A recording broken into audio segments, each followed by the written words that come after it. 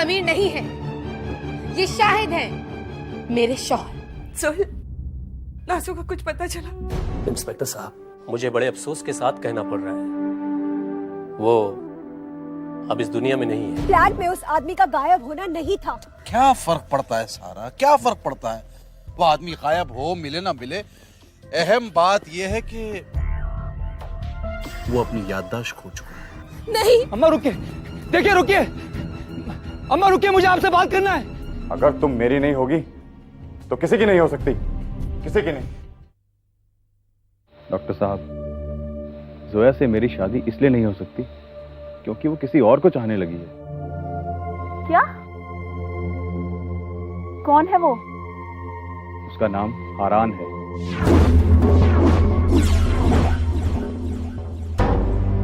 Are you sure? क्या ये बात तुम्हें जोया ने खुद बताई है? उसे बताने की क्या जरूरत है, मैंने खुद ही समझ लिया। राहिल, तुम गलत भी तो हो सकते हो। ना ही मैं बेवकूफ हूं और ना ही मैं किसी गलतफहमी में जीना चाहता हूं। सच्चाई वही है जो मैंने आपको बताई। अब आप ही बताइए, जोया से मेरी शादी के सारे रास्ते टूट चुके हैं, इसका मुझ पर क्या असर पड़ेगा? डॉक्टर साहब, मैं पहले ही बहुत परेशान हूं, इसीलिए मैंने आपको यहां बुलाया है। बताइए डॉक्टर, क्या मेरी बीमारी और बढ़ जाएगी? राहिल, तुम्हारी हालत का अंदाजा है मुझे, इसीलिए मैं तुमसे यहाँ पर मिलने आई हूँ। वरना क्लिनिक बंद हो जाने के बाद मैं किसी पेशेंट से मिलती नहीं, मगर मुझे अफसोस हो रहा है तुमसे मिलके। कितने कमजोर हो तुम। एक मामूली लड़की पर काबू नहीं कर सकते। क्यों अपनी मोहब्बत को किसी दूसरे की आगोश में दे रहे हो? कैसे हथियार डाल सकते हो तुम? अपनी बीमारी की फिक्र है तुम्हें, लेकिन अपनी मोहब्बत लुट जाने से कोई फर्क नहीं पड़ता तुम्हें। बुज़दिल, बुज़दिल हो तुम। नहीं, मैं बुज़दिल नहीं हूं, नहीं हूं मैं बुज़दिल। मैं तो पहले ही तय कर चुका था और आपकी बातों ने मुझे और मजबूती दी। अब चाहे कुछ भी हो जाए, मैं जोया को किसी और का किसी भी कीमत पर नहीं होने दूंगा, और इसके लिए मैं कुछ भी कर गुजरूंगा, कुछ भी।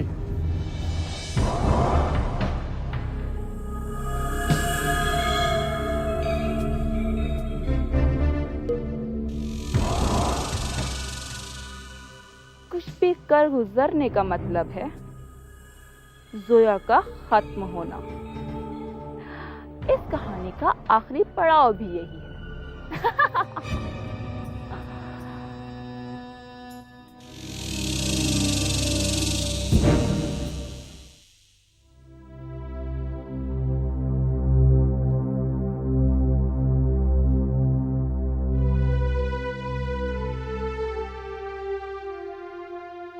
सुनिए, सुनिए। माफ कीजिएगा बीवी जी, थोड़ी आंख लग गई थी। आप मैडम की दोस्त है ना? आप बैठिए, मैडम आती होंगी।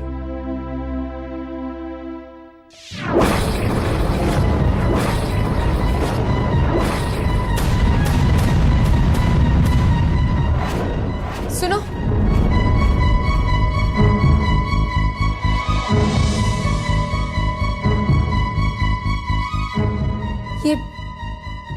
ये किसकी तस्वीरें हैं?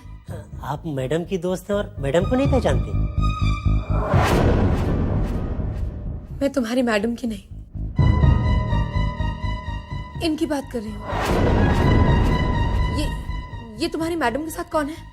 अच्छा, इसका मतलब आपने हमारे साहब को अभी तक देखा नहीं। ये हमारे मैडम के हस्बैंड हैं। तुम कैसे जानते हो जो इतने यकीन के साथ ये बात कह रहे हो? अरे बीवी जी, हमारे मैडम की शादी को 4 साल हो गए, तब से मैं यही काम कर रहा हूँ। लगता है आपकी और मैडम की दोस्ती अभी नई नई हुई है, तभी आप कुछ नहीं जानती हैं। अरे बीवी जी, पिछले 2 महीने से हमारे साहब लापता थे, अभी जाकर मिले हैं वो सब कुछ भूल चुके हैं। मैं भी क्या बात लेकर बैठ गया। आप बैठे नहीं बीवी जी, मैं पानी लेकर आता हूँ। शायद, पता नहीं, शायद ये सब किस फिराक में है, क्यों सबको गुमराह करने पर तुले हुए हैं। कोई माने या ना माने, मैं मानती हूं कि तुम ही मेरे शाहिद हो। कहां चले गए थे शाहिद, कहां चले गए थे मुझे अकेला छोड़कर। या खुदा, हर बार अपने शाहिद को पाना मेरे लिए इतना मुश्किल क्यों होता है। क्या एक जिन जात का आदम जात से मोहब्बत करना इतना बड़ा गुनाह है। शाहिद, हर बार मुझसे मिलकर तुम क्यों खो जाते हो। वापस आ जाओ शाहिद, वापस आ जाओ। क्या आप मैडम की दोस्त नहीं है? जी नहीं। एक बात कान खोलकर सुन लो और सबसे कह भी देती हूं, मैं तुम लोगों का पर्दाफाश कर रहूंगी।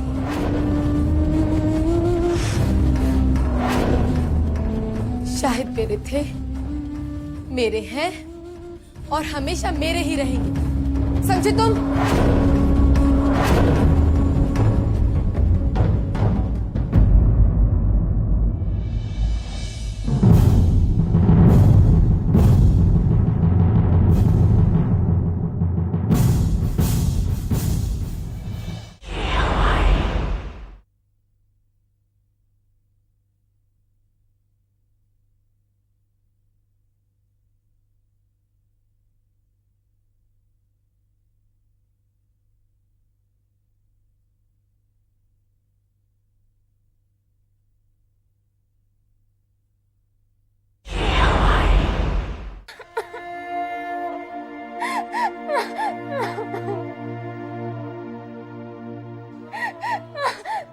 इतना सब कुछ हो गया सादिया,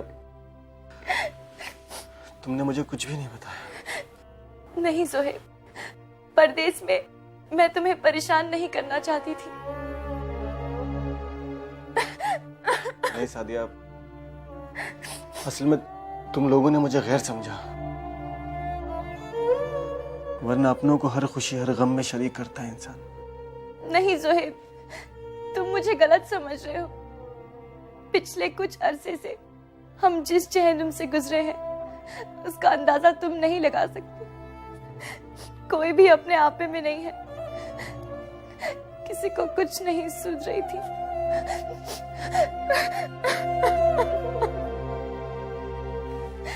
और फिर हमने अप्पी को खो दिया। इस बात का यकीन कर पाना बहुत मुश्किल है। हम में से कोई भी इस बात को कोई भी अपनी जुबान पर लाने की हिम्मत नहीं कर पा रहा है।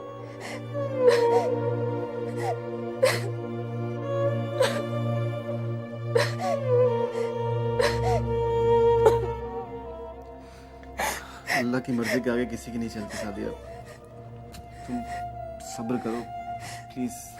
नहीं होता सब्र। अप्पी का चेहरा हर वक्त आंखों के सामने घूमता रहता। नाज़िया अप्पी की क्या गलती थी कि अल्लाह ने इतनी जल्दी उन्हें अपने पास बुला लिया। नहीं सादिया, हमारी अप्पी ने किसी का कुछ नहीं बिगाड़ा था। वो तो बहुत अच्छी थी और अल्लाह भी अपने बंदों से बहुत मोहब्बत करता है, इसलिए उन्हें अपने पास बुला लेता है। रो मत सादिया, प्लीज चुप हो जाओ प्लीज।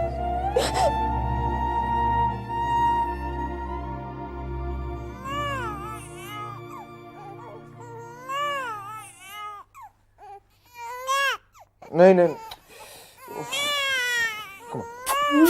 नहीं नहीं नहीं नहीं नहीं कुछ भी नहीं हो रहा। मेरा बेबी कम ऑन, नहीं नहीं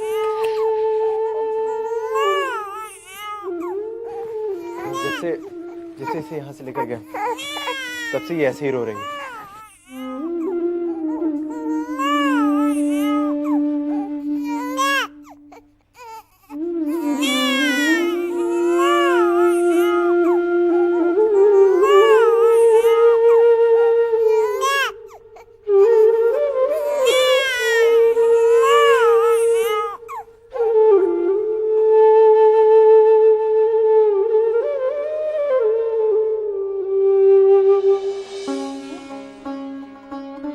मुझसे बहुत बड़ी गलती हो गई।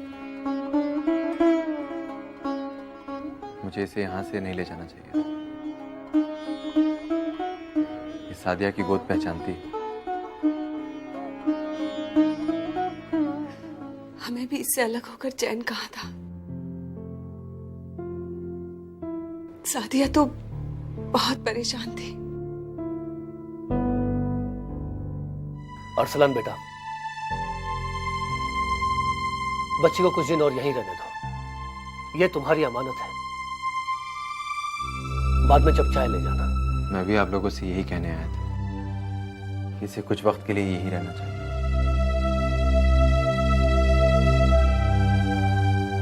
अस्सलाम वालेकुम।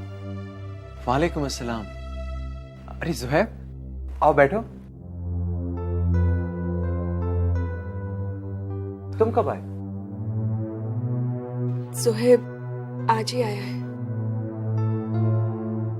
ऐसे मौके पर आए हो दोस्त कि तुम्हारे आने की खुशी को सेलिब्रेट भी नहीं कर सकते।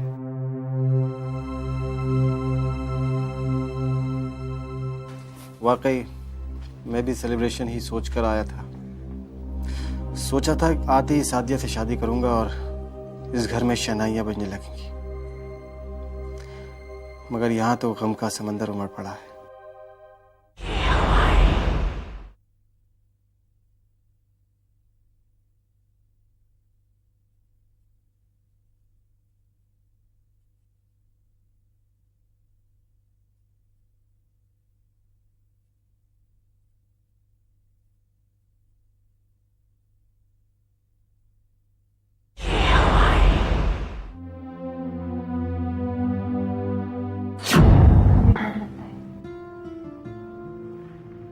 डर?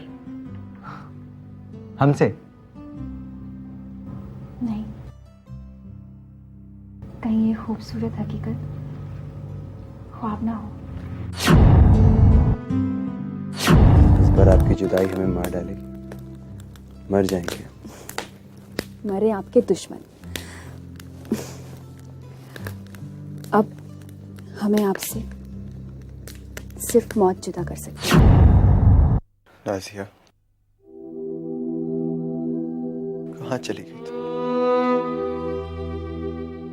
तुमने तो मुझसे वादा किया था कि ता क़यामत मेरा साथ निभाओगी।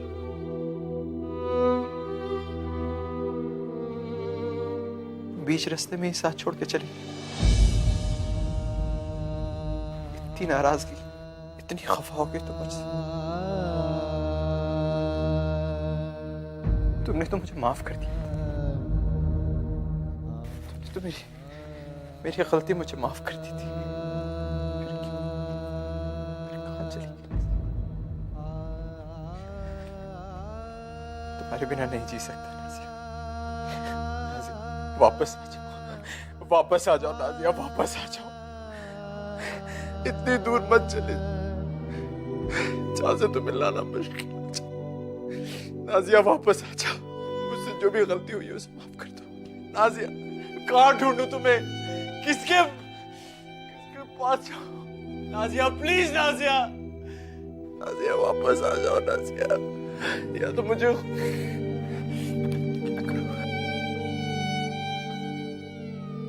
मेरे लिए ना सही, अब अपने बच्चे के लिए तो कुछ क्यों नहीं बोलती, क्यों नहीं जवाब देती?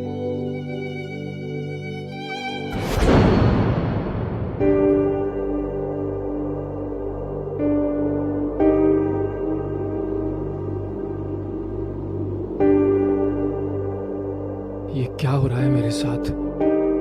मेरी कुछ समझ में नहीं आ रहा है। वो औरत मुझे पहचान गई थी, मुझे सब कुछ याद दिला सकती थी।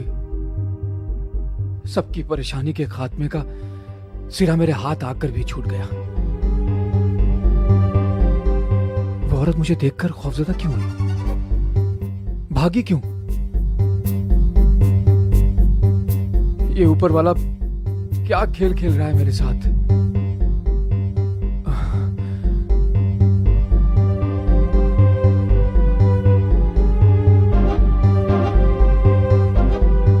समीर, समीर आप यहाँ? ऊपर वाले का शुक्र है कि आप मुझे मिल गए। शायद आप मुझे यही मिलने वाले थे, इसलिए घर जाने के लिए मैंने ये रास्ता चुना। वरना क्या पता मैं आपको ढूंढने के लिए कहां कहां भटकती।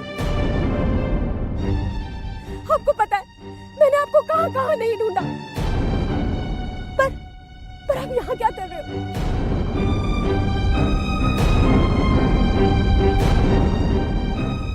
समीर क्या हुआ? समीर मैं हूँ, मैं आपकी सारा। आप वही हैं जो मेरे घर पर आई थी और मुझे अपना हस्बैंड कहा था। हाँ, आप मेरे हस्बैंड हो और मैं आपकी सारा हूँ। पर इन लोगों ने पता नहीं क्या साजिश करके आपको फांस रखा है। तो क्या मैं शाहिद नहीं हूँ? मेरा नाम समीर है। हाँ, आपका नाम समीर है, शाहिद नहीं।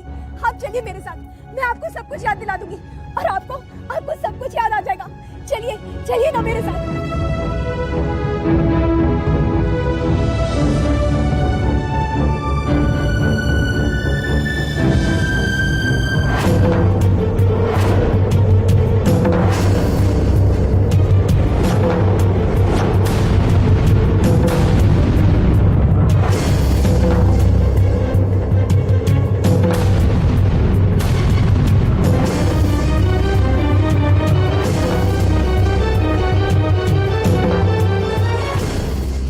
रेशम की मोहब्बत पे इस तरह डाका नहीं डाल सकती तुम।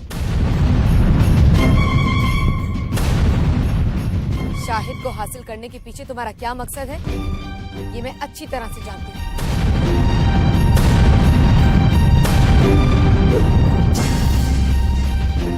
अपने ख्वाब में भी मत सोचना कि तुम मेरे शौहर शाहिद को कभी भी हासिल कर पाओगे। नहीं समीर, ये बकवास कर रही है।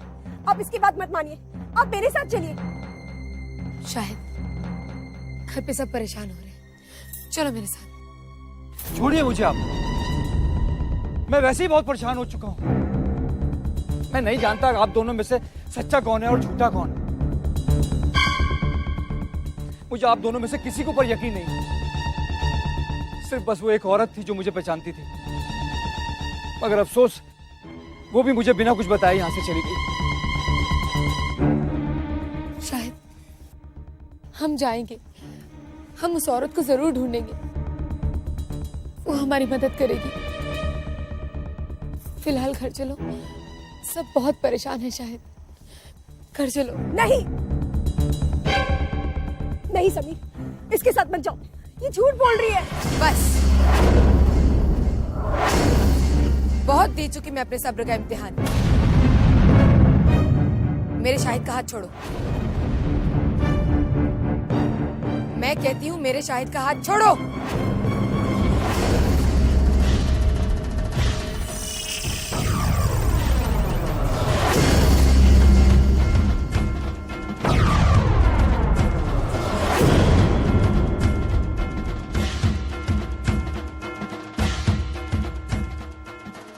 जाओ, जाकर उस ऊंचाई से कूद जाओ।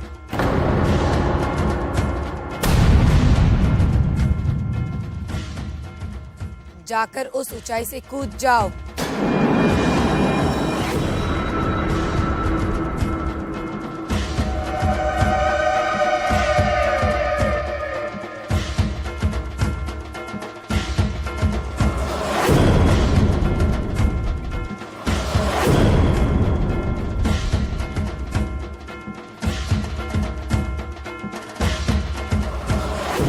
और ऊपर जाओ।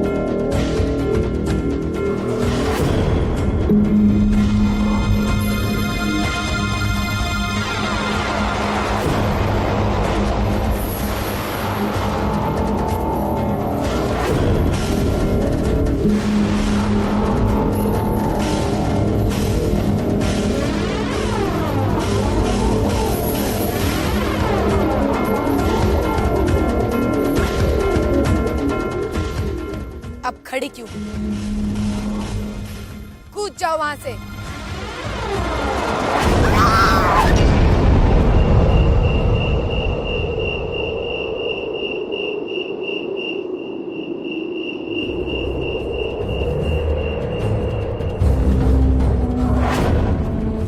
देखा क्या हश्र कर सकती हूँ मैं तुम्हारे। वो तो काजी साहब के हुक्म की वजह से मैं खामोश हूँ, वरना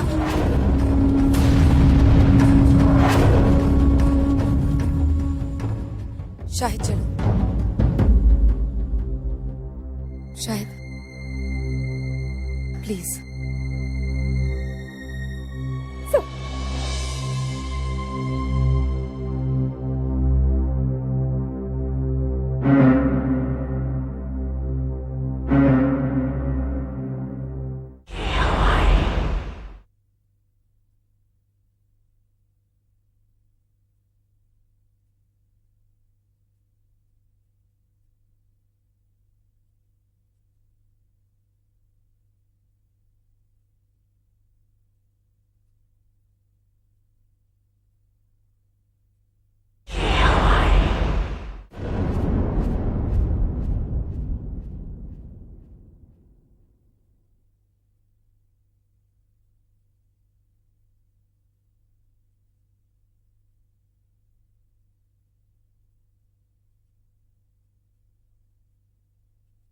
क्या हुआ आपा? कुछ बताएंगे आप, क्या हुआ? अरसलन की हालत मुझसे देख के नहीं जा रही। नाजिया के गम में घुलता ही जा रहा, ना कुछ खाता है, ना पीता है, ना कहीं बाहर निकलता। मुझे तो डर है कहीं हम उसे इस हालत में खो ही ना दें। वक्त बड़े से बड़े जख्मों को भर देता है आपा, मगर यहाँ तो वक्त के साथ साथ अरसलान के जख्म नासूर बनते जा रहे हैं। कुछ कीजिए ना, बचाइए ना मेरे बच्चे को, निकालिए उसको इस अजाब से। क्या करूं, क्या करूं मैं? मुझे कुछ समझ में नहीं आता। तुम्हारे और सबके समझाने पर मैंने एक अनजान इंसान से मम्मा को शादी की रजामंदी दे दी। मुझे लगा था कि सब कुछ ठीक हो जाएगा, लेकिन शायद ऊपर वाले को कुछ और ही मंजूर था कि तभी ऐन वक्त पर उस औरत ने आकर उस इंसान को अपना शौहर बता दिया। लेकिन हारान, तुम्हें क्या लगता है, क्या उस औरत की बातों में सच्चाई थी? उसकी बातों को झूठ मानने की कोई वजह भी तो नहीं है। आखिर क्या फायदा होगा उसे? उसकी बात ठीक ही होगी, लेकिन मम्मा उसकी बात सुनने को कतई तैयार नहीं है। वो तो और ज्यादा तेवर में आ गई। लापता होने के बाद उस इंसान को घर में लाकर वो उसके लिए और ज्यादा एहतियात बरतने लगी। हारान, मेरे ख्याल से तुम्हें इस मामले को सूझबूझ से सुलझाकर अपनी मम्मा के सामने रखना चाहिए, तभी तो वो समझ पाएंगी। और हाँ, उस अनजान शख्स के साथ हमदर्दी से पेश आना, क्योंकि उस बेचारे के पास तो उसकी याददाश्त भी नहीं है। इसमें उसका क्या कसूर है? हारान, अपनी सब परेशानियों को अल्लाह पर छोड़ दो, वो जो करेगा सही करेगा। चलो, मैं तुम्हें एक अच्छी सी कॉफी पिलाती हूँ। नहीं जोया, मैं भी चलूंगा। हारान, तुम जानते हो तुम यहाँ से कॉफी पिए बिना नहीं जा सकते। चले?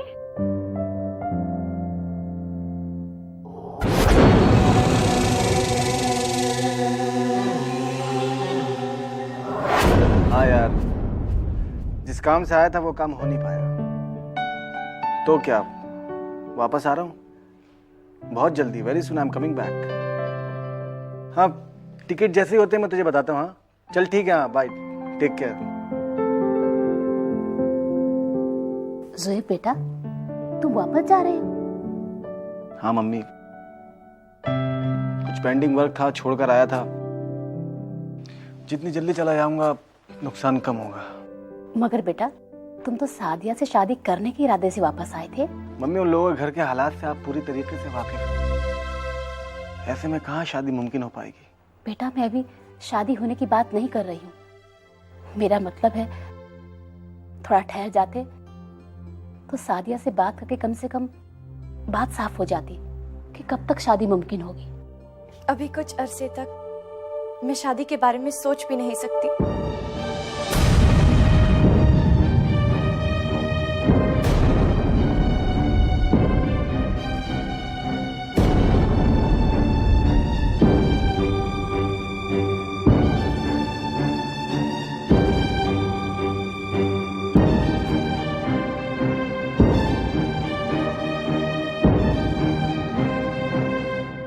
अब्बी के गुजर जाने के बाद उनकी सारी जिम्मेदारियां अब मेरी हैं और उन्हें निभाने में कुछ समय तो लगेगा ना। बच्ची अभी बहुत छोटी है सुहेब, और कम से कम उसके थोड़ा बड़ा हो जाने तक हमें इंतजार करना होगा। बच्ची को बड़े होने में तो 6-7 साल लगेंगे, तो क्या हम 6-7 साल तक का इंतजार करेंगे? पता नहीं। तो क्या मैं इसे इनकार समझूं? मैंने ऐसा तो नहीं कहा ना सुहेब, मगर अगर तुम यही समझना चाहते हो तो समझो।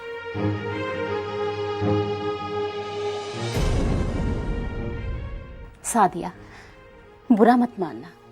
तुम तो जानती हो कि ज़ुहैब को गुस्सा जल्दी आता है, उसे बात को समझने में वक्त लगता है। मैं जानती हूँ वो मेरी परेशानी को समझेगा और थोड़ी देर में वो नॉर्मल भी हो जाएगा। मैं फिर आऊंगी आंटी। ठीक है बेटा।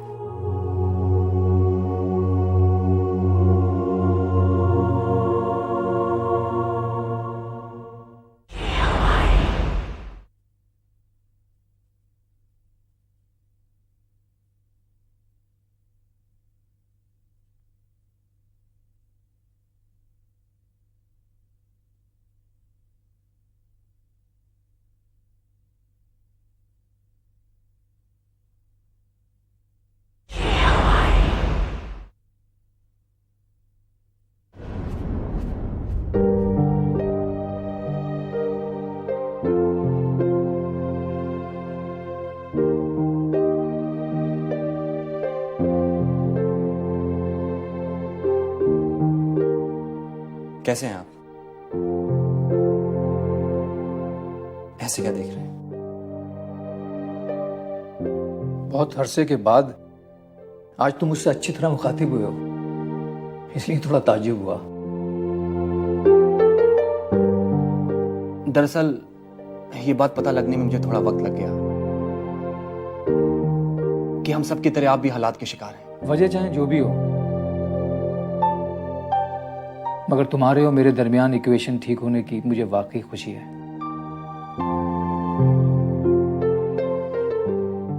ये किसकी तस्वीर बना रहे हैं आप? अपना वजूद तलाशते वक्त मेरी मुलाकात इस औरत से हुई थी। हरान, इस औरत ने मुझे देखते ही तुम कहा था। मुझे पूरा यकीन है कि यही औरत मुझसे मेरी मुलाकात कराएगी, लेकिन मेरी समझ में एक बात नहीं आ रही हरान। अगर इस औरत को इसी तरह से ओझल होना था तो फिर वक्त ने इसे मुझसे मिलवाया ही क्यों था? इसका मतलब ये आपके हाथ से निकल गई, कुछ पता नहीं कर पाए आप इससे? हाँ हरान, ये औरत पता नहीं मुझे देखते ही क्यों खौफजदा होकर भाग गई। रेशम ने मेरे साथ मिलकर इसे ढूंढने की बहुत कोशिश की, मगर मायूसी के सिवा हमारे हाथ कुछ नहीं लगा। आप फिक्र मत कीजिए, इसे ढूंढने में मैं अपनी जी जान लगा दूंगा। कहीं से भी खोज निकालूंगा मैं इसे। हाँ हरान, शाहिद की तसल्ली के लिए हम सबका उस औरत से मिलना बहुत जरूरी है। हम उस औरत से जरूर मिलेंगे। हरान, आज तुम दोनों को यहाँ बिना किसी उलझन के एक साथ देखकर बहुत खुशी हो रही है।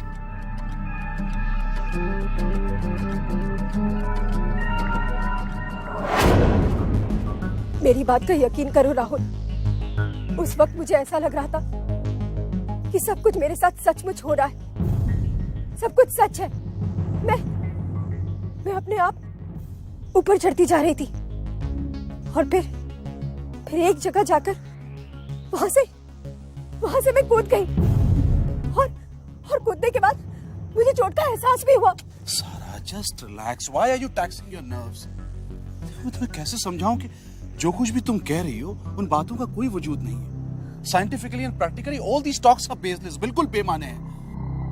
ऐसा नहीं है कि मुझे तुम्हारी हालत का अंदाजा नहीं है, मुझे इस बात का भी एहसास है कि तुम ज़हनी तौर पे किस कदर परेशान हो, और हो ना हो उस परेशानी की वजह से ही तुम्हारे दिमाग के अंदर ये उल जुलूल वहम पैदा हो रहे हैं। नहीं राहुल, मैं सच कह रही हूँ, ये वहम नहीं था। Sara please for God's sake will you stop this nonsense? बंद करोगी अपनी बकवास? एक बात जहन नशीन कर लो, मुझे तुम्हारी इस बकवास पे यकीन नहीं है और ना ही कभी होगा। क्या हो गया है तुम्हें सारा? देखो, अगर तुम इसी तरह से पेश आती रही ना तो वो दिन दूर नहीं जब तुम्हारा शुमार पागलों में होने लगेगा। और पागलपन की सबसे पहली निशानी यही है, ये जो तुम कर रही हो ना, अजीब और गरीब बातें करना और ख्याली पुलाव बनाते रहना।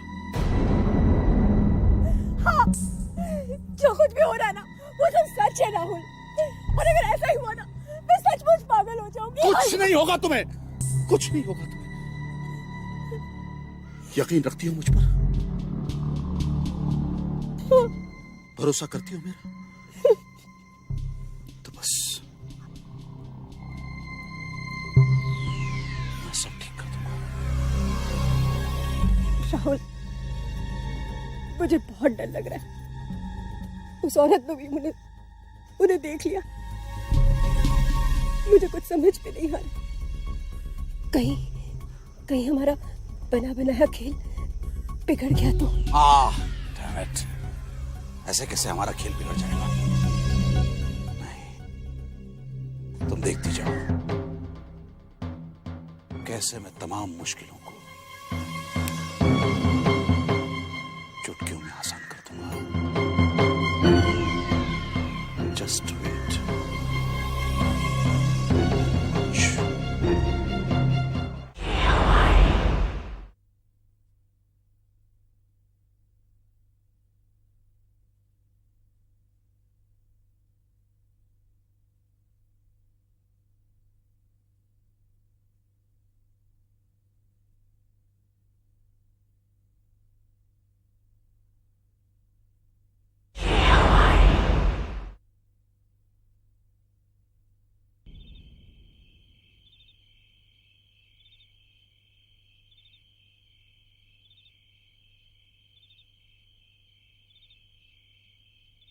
अरे भाई साहब, सुनिए जरा।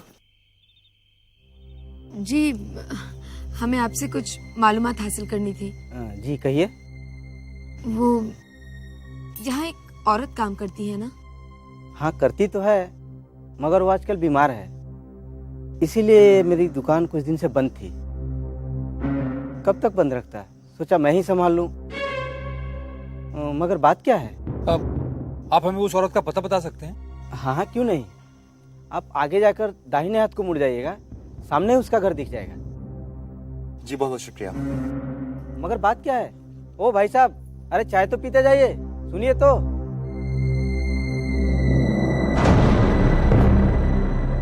लगता है ये वही घर है। कोई है अंदर? कोई है? मैं देखता हूँ। दरवाजा खोलिए, ये अंदर से बंद है। कोई सुन रहा है हमें? दरवाजा खोलिए। लगता है कुछ गड़बड़ है, हमें दरवाजा तोड़ना पड़ेगा।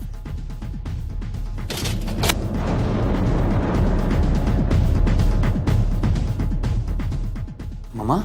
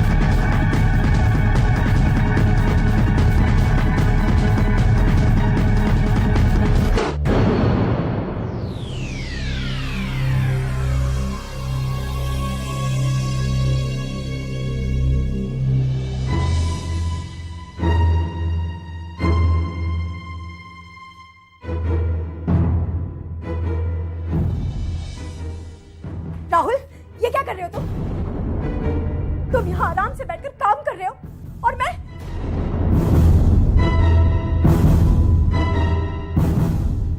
अरे सारा, ये क्या तरीका हुआ? और तुम यहाँ क्या कर रही हो? What do you mean by मैं यहाँ क्यों आई हूँ? मैं बहुत परेशान हूँ राहुल। हाँ, और तुम्हारे यहाँ आने से तुम्हारी परेशानी तकलीफ में बदल जाएगी। तुम्हें यहाँ आने से मना किया था ना मैंने सारा। समझती क्यों नहीं? अगर हम दोनों को यहाँ किसी ने देख लिया तो हमारा सारा खेल बिगड़ जाएगा। राहुल, मुझे सारा खेल बिगड़ा हुआ नजर आ रहा है। तुम्हें पता है उस औरत का मर्डर हो गया और उसी सिलसिले में इंस्पेक्टर ने मुझे बुलाया और तुम यहाँ आराम से बैठे हुए हो। मैं बहुत परेशान हूँ और इस परेशानी में अगर मैं तुम्हारे पास नहीं आऊंगी तो और कहाँ जाऊंगी? जब मैं तुम्हें फोन करती हूँ तो तुम मेरा फोन भी आंसर नहीं करते। What is this Rahul? देखो, मुझे बहुत डर लग रहा है और तुम अगर कुछ बिगड़ा तो फंसोगी तो मैं ना। कुछ नहीं होगा तुम्हें, कहीं नहीं फंसोगी तुम, कुछ नहीं होगा तुम्हें। अपनी गलतफहमी दूर करो सारा। पहली बात तो यह कि मैं यहां आराम से नहीं बैठा हुआ हूं। हमारी आने वाली जिंदगी खुशनुमा कैसे बने इसके लिए राह तलाश करने की कोशिश कर रहा हूं। और दूसरी बात, तुमसे अलग होकर भी मैं तुमसे जुदा नहीं हूं सारा। तुम्हारी हर हरकत, हर मूवमेंट पर मेरी बराबर नजर है। और वो अगर इंस्पेक्टर तुम्हें उस औरत के इन्वेस्टिगेशन के लिए बुलवा रहा है, नहीं, मैं वहां नहीं जाऊंगी राहुल। मुझे बहुत डर लग रहा है। बस यही डर, तुम्हारा यही डर एक ना एक दिन हमें ले डूबेगा। सारा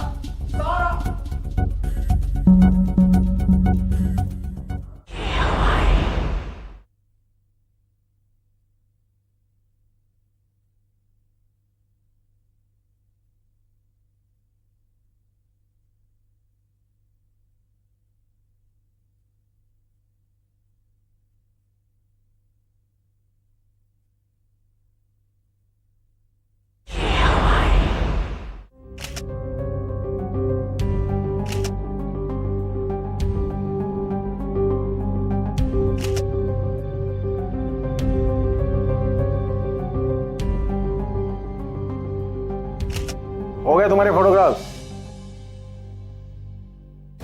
जी साहब। आप जाकर जल्द से इसको डेवलप करके मुझ तक पहुंचाइए।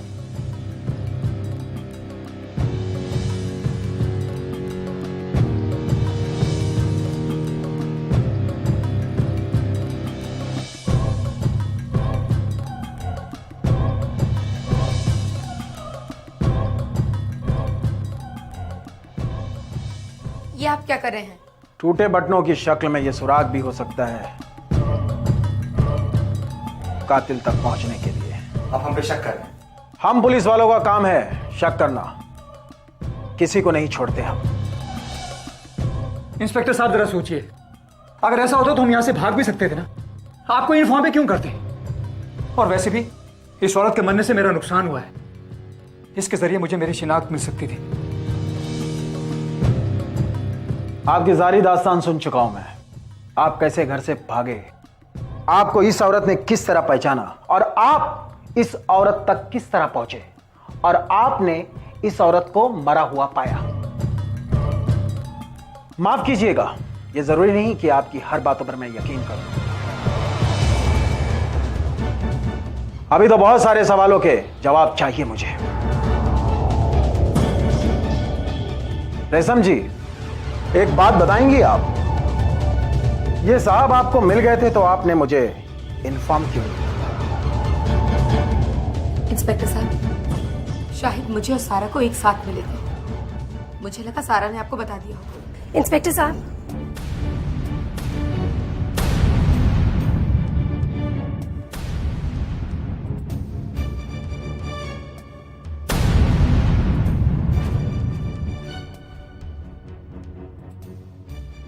इंस्पेक्टर साहब, यही बात बताने के लिए मैं पुलिस स्टेशन भी आई थी और मैंने 2-3 बार आपको फोन भी किया पर आप मुझे नहीं मिले। आप इस औरत को पहचानती हैं? जरा देखिए।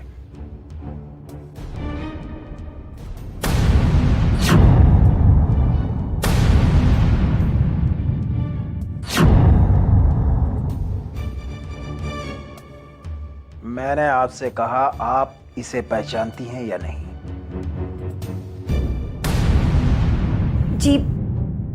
जी नहीं। ये झूठ बोल रही है। अगर पहचानती भी होगी तो कहेगी क्यों? समीर, समीर ये सब क्या हो रहा है? मैंने आपसे कहा था ना कि आप इस औरत से दूर रहिए। ये जरूर आपको एक दिन फंसा कर रहेगी। अपनी जुबान को लगाम दो सारा। ये सब कुछ तुम्हारा ही किया धरा है, जो सबको बहुत जल्द पता चल जाएगा। ये कत्ल आप लोगों के मसले से जुड़ा हुआ भी हो सकता है। आप लोगों को मेरे साथ पुलिस स्टेशन चलना होगा। वहीं पर सारी फॉर्मेलिटी पूरी होगी और वहीं पर पूछताछ होगी। हवलदार, इस डेड बॉडी को पोस्टमार्टम के लिए भेज दो। और आप लोग प्लीज मेरे साथ चलिए।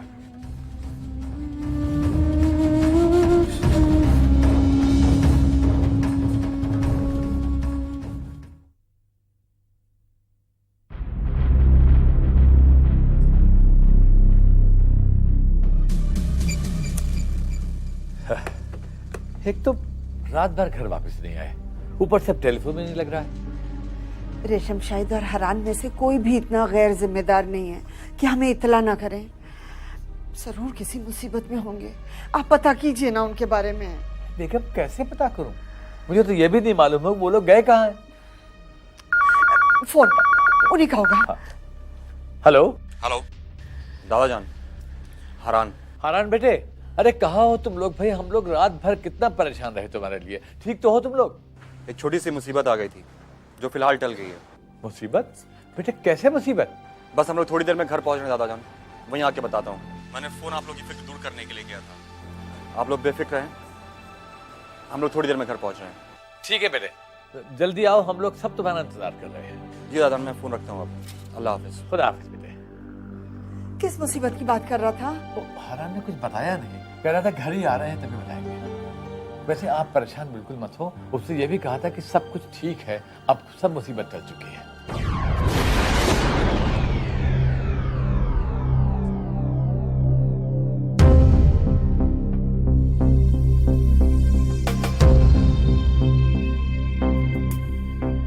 फिलहाल आप लोग जाइए, लेकिन हाँ एक बात का ध्यान रखिए, तहकीकात के दौरान कोई भी ये शहर छोड़ के नहीं जाएगा और उस बुढ़िया के कातिल का बहुत जल्द पता चल जाएगा।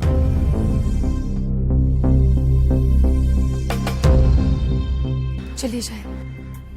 नहीं समीर, रुकिए। इंस्पेक्टर ने आपको मेरे साथ जाने की इजाजत दे दी है।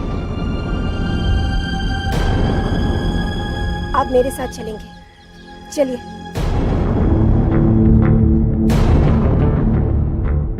शाहिद, इंस्पेक्टर साहब ने सब कुछ आपकी मर्जी पे छोड़ा है, क्योंकि अभी तक कुछ भी साबित नहीं हुआ है। चलिए, घर चलिए। समीर, समीर आप सोच क्या रहे हैं? आप मेरे साथ चलिए। चलिए, चलिए कार में बैठिए। शाहिद, शाहिद ये तुम क्या कर रहे हो? शायद इसकी बातों पे यकीन मत करो, ये फरेबी है। अम्मी अबू इंतजार कर रहे हैं। शाहिद, शाहिद, हरान, शाहिद प्लीज, शाहिद प्लीज मेरी बात सुनो। रेशम, शाहिद, रेशम इनफ, बहुत हो गया। अब तो हार मान लो।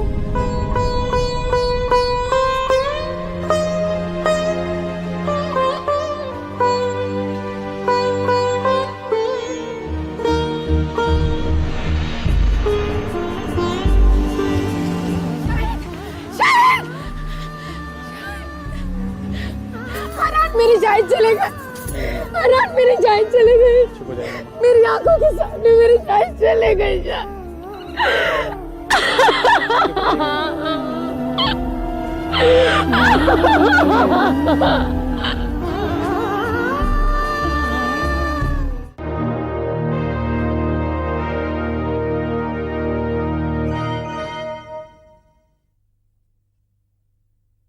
यहाँ पर सालों गुजारने के बाद भी मुझे कभी ऐसा नहीं लगेगा जैसा उस घर में रेशम के साथ और उन लोगों के साथ महसूस हुआ था। उस औरत का शाहिद को बदले हुए चेहरे में देखना और फिर उसका कत्ल होना, ये दोनों इत्तेफाक नहीं हो सकते। कहीं ना कहीं जरूर उस औरत की मौत हमारे मसले से जुड़ी हुई है। कमजोर है वो इंसान जिसके हौसले कोशिश से पहले ही पस्त हो जाते हैं। सारा, अगर तुम इसी तरह हार मान लोगी तो हम अपनी मंजिल, अपने मकसद में कभी कामयाब नहीं हो पाएंगे।